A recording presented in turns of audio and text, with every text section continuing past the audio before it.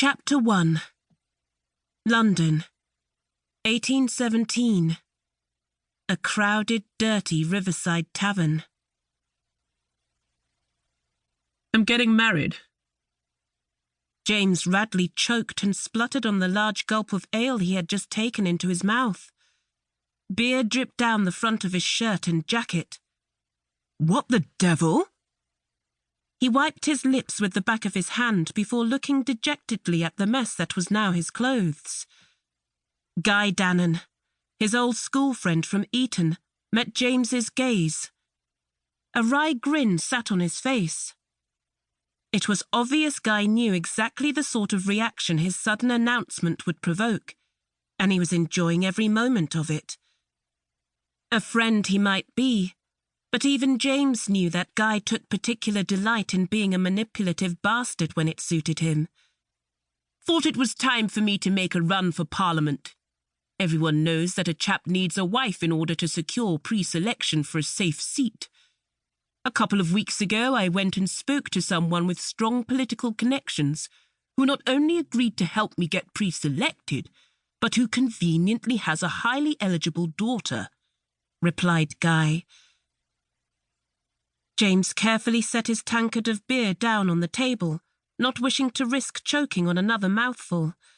It was bad enough that he now stank of beer. He would put money on having never heard the words guy and wife used in the same sentence before today. Things are already that far in motion? Replied James. Of course. Why do you think I went and bought a house and some land? It wasn't from a sudden need to display my grand wealth. I was wondering why you had done that. It makes sense that you would want one so as to entice a wife, said James. Guy gave him a look of disgust. I settled on a property because I cannot run for Parliament if I am not a landowner. I have never had to do any sort of enticing when it comes to women, and I don't intend to start now. Especially not for a wife, said Guy. James considered his ale. I wonder if someone has slipped something into my drink. Guy had always declared that marriage was for other men. It would never be for him. While I understand your political ambitions, Guy, even you would have to admit to being nothing more than an unashamed rake. You only see women as a means to sate your lust. You use them, then toss them aside, said James. And what has that to do with me getting married? Replied Guy. He seemed to find James's less than enthusiastic reaction to the news of his impending nuptials a little perplexing. How do you intend to be any sort of a decent husband and father when you think so little of the fairer sex? Said James. Guy sat back in his seat and studied James. Slowly he shook his head, picked up his tankard, and held it high towards James. I know your family holds with foolish notions about love and fidelity, but I am a practical man.